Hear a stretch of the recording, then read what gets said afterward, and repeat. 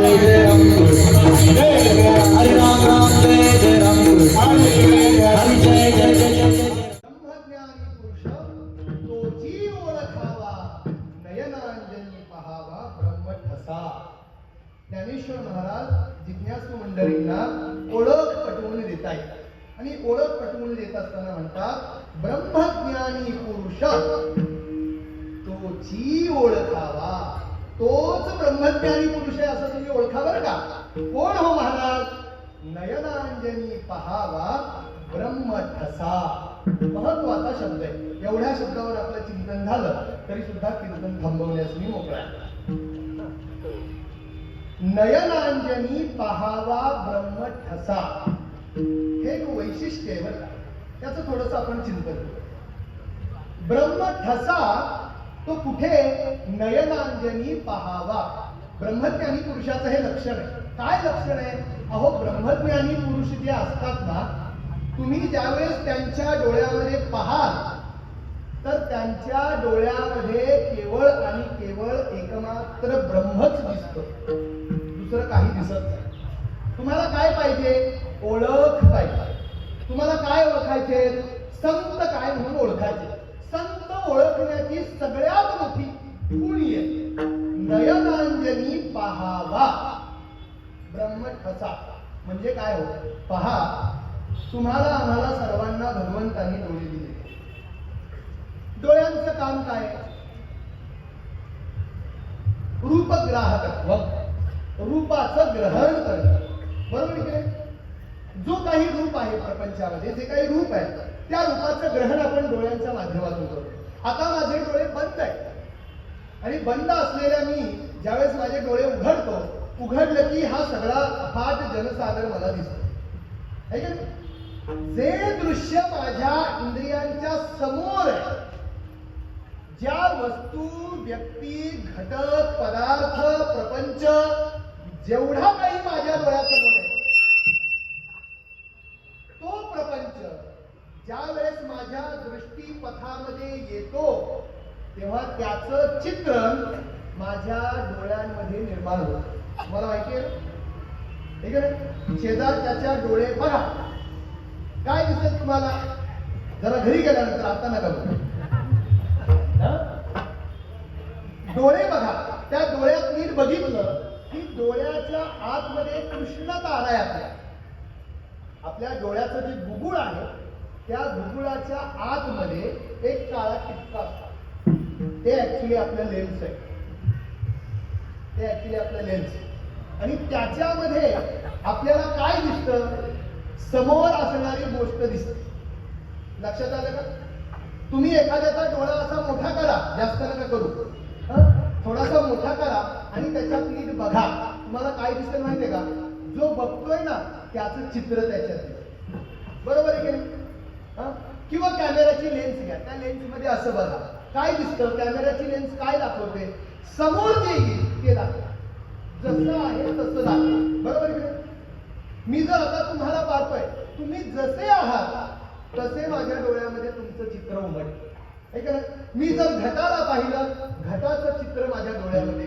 मी घोड्याला पाहिलं, घोड्याचं चित्र घोडा म्हणून माझ्या डोळ्यामध्ये येणार. मी गाढवाला पाहिलं, गाढवाचं चित्र ऍज माझ्या डोळ्यांच्या बुबुळामध्ये कॅप्चर होतं. प्रपंचातल्या ज्या ज्या सृष्टीकडे मी पाहतो ती सृष्टी, जिच्या जिच्यावर माझी नजर जाते, ज्या ज्या वस्तूवर माझी नजर पडते ती वस्तू माझ्या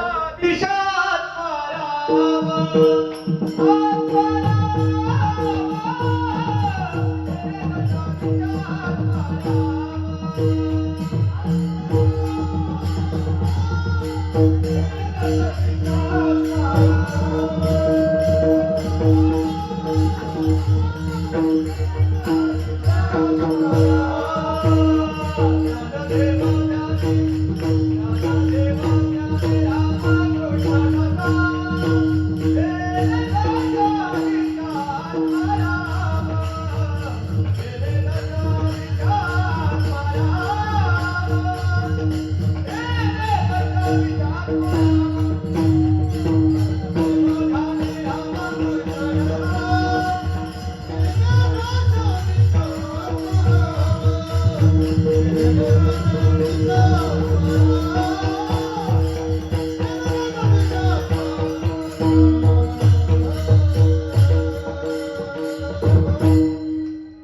जे जे आपल्या डोळ्यासमोर येतं, बघा लक्ष द्या, तुमच्या डोळ्यासमोर जे येतं त्याचं प्रतिबिंब तुमच्या डोळ्यामध्ये उमटत असतं. जे जे बिंब तुमच्या समोर येतं त्याचं प्रतिबिंब तुमच्या डोळ्यासमोर तशाच प्रकारचं उमटतं तुमच्या आमच्यावर. का आता खासियत आहे का ब्रह्मज्ञानी पुरुषाची, त्याच्या समोर काहीही आलं, त्याच्या समोर काहीही प्रपंचातली वस्तू आली, व्यक्ती आली, घटक आला, त्या स्वरूपात तो ग्रहणच करतो. थोडक्यात अजून सोपं करून सांगू, तुम्ही दवाखान्यात गेला असेल, दवाखान्यामध्ये एक एक्सरे कक्ष असतो जिथं एक्सरे काढला जातो, माहिती आहे ना, काढला असेल बऱ्यापैकी सर्वांनी,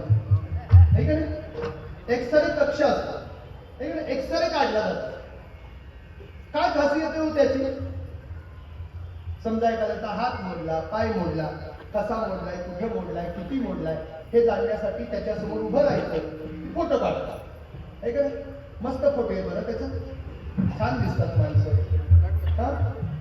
आता आपण एक काम केलं, 10 लोक घेऊन गेलो, एक खूप बुद्धिमान आहे, एक खूप मूर्ख आहे, एक दरिद्री आहे, एक श्रीमंत आहे, एक उत्तम गायक आहे, एकाचा आवाज सुद्धा ऐकूशी वाटत नाही,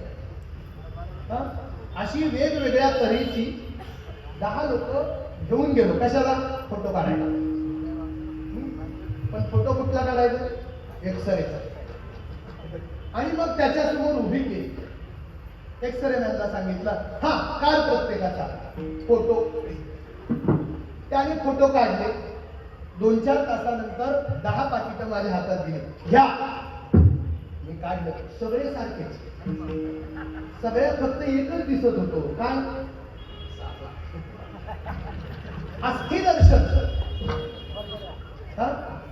अजून थोडं मराठीत होते, हाडच दिसत होती. काय दिसत होती? प्रत्येक एक्सरे कॉपी मध्ये फक्त हाडच दिसत होती. मी म्हटलं ठीक आहे बाबा, आमचा हा पखवाज वाजवणारा सडपात करे, त्याची हाडं दिसली काही विशेष नाही. पण एक जण होता सोबतीला, चांगला 125 किलोचा होता, त्याला थोडं तरी दाखवायला पाहिजे होतं ना. त्याचीही हाडच दाखवली हो, श्रीमंत माणसाचीही हाडच दाखवली, गरीब माणसाचीही हाडच दाखवली. ज्याला कोणाला उभं करा आणि ती एक्सरे चालू करा, दाखवलं फक्त हाडच, वरचं चमडी बिमडी काहीच ग्रहण करत नाही. एखादा खूप सुंदर आहे, देखणा आहे म्हणून त्याचं जरा चांगलं रूप दाखवा म्हटलं तर नाही हो, तो फक्त हाडच दाखवतो, तो वरचं काहीच ग्रहण करत नाही. कोण? X ray machine. दुसरं काही ग्रहण करत नाही, तो फक्त आणि फक्त वरचं चमडं सोडतो आणि आतलं जे आहे ना तेवढंच ग्रहण करतो. कळालं का?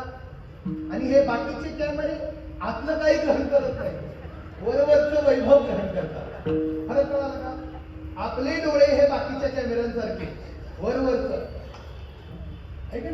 पण साधू संतांचे जे डोळे, त्यांच्या लेन्स एवढ्या पॉवरफुल आहेत, त्यांच्या समोर उभं राहिलं की ते वरचं काहीच ग्रहण करत नाही.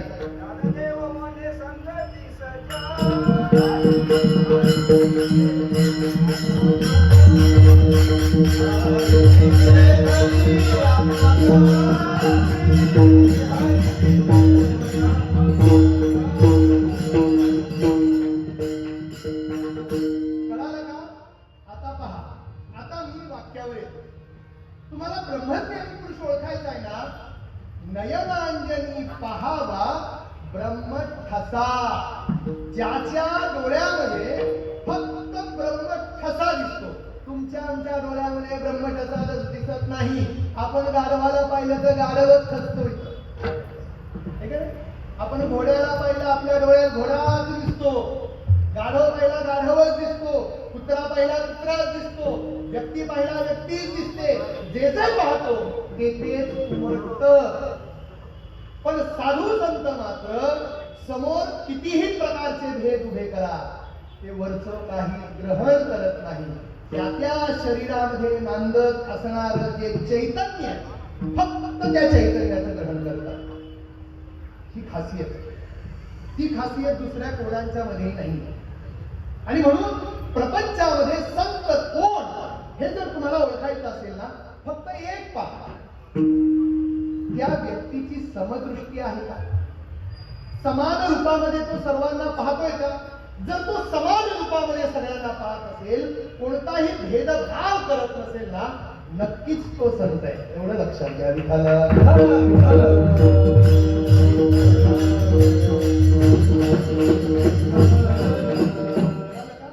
आणि म्हणून संतांची दृष्टी ही एक्सरे सारखी. पण याचा अर्थ असा करू नका की संत फक्त हाड ग्रहण करतात. तो दृष्टांत आहे. संत हाड ग्रहण करत नाही. प्रत्येक शरीरामध्ये एक चैतन्य नांदतं. या आपल्या देहामध्ये एक चैतन्य नांदतं. ते जोपर्यंत आहे तोपर्यंत तुम्ही हसता, बोलता, उठता, झोपता, खाता, पिता, मजा करता.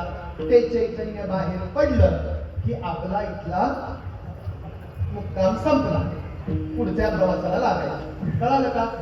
एक तत्व तुमच्या आमच्यामध्ये, त्याला कोणी जीव म्हणतो, कोणी प्राण म्हणतो, कोणी प्राणवायू म्हणतो, कोणी आत्मा म्हणतो, काही का असावा, तुमच्या आमच्या सगळ्यांमध्ये.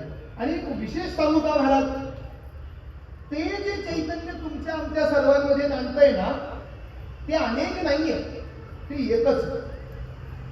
ते किती आहेत? एकच आहे. त्याला उदाहरण काय देता येईल? आता जास्त मी रंगवत बसत नाही. सूर्य एक आहे, है का? सूर्य किती आहे? एक आहे. आणि खाली तुम्ही 1000 पाण्याचे रांजण ठेवले, पाणी भरून, है का? 12 वाजले, 1000 रांजणामध्ये 1000 सूर्य दिसतात. दिसतात का? 1000 रांजणांमध्ये 1000 सूर्य दिसतात. म्हणून सूर्य 1000 झाले का? सूर्य एकच आहे. बिंबरूप तो एक आहे. प्रतिबिंब त्याची प्रत्येक रांजणामध्ये उमटलेली. तसा परमात्मा एकच आहे. परमात्मा एकच आहे. परंतु एक परमात्मा तुमची आमची सृष्टी करून सगळ्यांमध्ये शिरलेला आहे. सगळ्यांमध्ये शिरलेला आहे. एक 2 मिनिटात शास्त्राचा तो दृष्टांत सांगतो. माझ्याकडे 10 मिनिटं आहे. मला 9:15चं टायमिंग सांगितलं. बरोबर आहे का? नाही, 9:15चं टाइम सांगितलं. बरोबर आहे का मला?